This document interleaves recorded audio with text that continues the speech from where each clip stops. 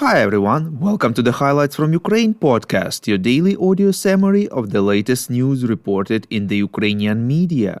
We are in a commercial initiative of just two people and we need your help to grow. Share information about the podcast, rate us in the app, subscribe to our Patreon. With your support, we are getting better.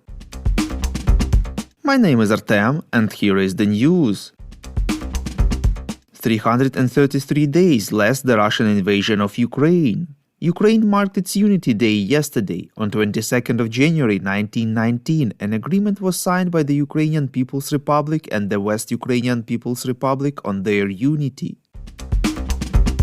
German Foreign Minister Annalena Baerbock said that Berlin would not oppose it if Poland sends German-made Leopard 2 tanks to Ukraine, reports Ukrainska Pravda. In an interview with French television LCI, Baerbock was asked what would happen if Poland sends its Leopard 2 tanks without German approval. The minister said, quote, "We will not stand in the way. For the moment, the question has not been asked, but if we were asked, we would not stand in the way," unquote. The journalist asked if he correctly understood that Germany would not object if Poland sends Leopard 2 tanks to Ukraine. "You understood me correctly," answered Baerbock. Earlier, Polish Prime Minister Mateusz Morawiecki said that Warsaw allows the creation of a coalition with countries that are ready to give Ukraine part of their Leopard 2 arsenal without the participation of Germany if Berlin does not agree to provide Ukraine with these tanks, reports European Pravda.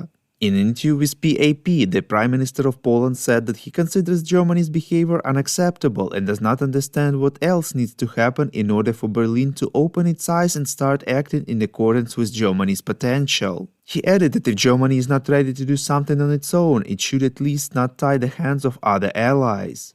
Quote, "If Germany does not agree to the Leopard, then we will build a smaller coalition of states ready to share their modern tanks with Ukraine. We will not just watch Ukraine bleed. Ukraine and Europe will win this war, with or without Germany," unquote. French President Emmanuel Macron said that Paris does not rule out the supply of Leclerc heavy battle tanks to Ukraine, reports Deutsche Welle. After meeting with German Chancellor Olaf Scholz, Macron said that he had asked the Minister of the Armed Forces to work on it and that nothing is ruled out.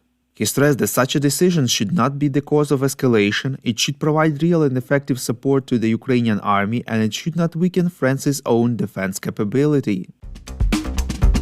President Volodymyr Zelenskyy said that the transfer of dozens of tanks to Ukraine by various countries will not solve the problem, when Russia has about 1,000 tanks, but it will motivate the Ukrainian military, reports Ukrinform. In an interview with the German TV channel ARD, President of Ukraine said that the decision to give tanks will show to Ukrainian warriors that the whole world is with them. At the same time, he criticized Germany's position on tanks and assured that Ukraine needs them to defend itself, not to attack Russian territory. The president of Ukraine said that the new Russian attack can start from any direction, especially in the south and east, as Putin sees as his goal to reach the administrative borders of Donetsk and Lugansk regions. Volodymyr Zelenskyy believes that Ukraine can win the war with Russia in 2023 if Ukrainians remain united and strong, reports Ukrainska Pravda. The president said that when he and former British Prime Minister Boris Johnson met with students and teachers of one of Kyiv's universities yesterday. Zelenskyy also rejected statements about Ukraine's victory being non-binding or the possibility of a partial victory.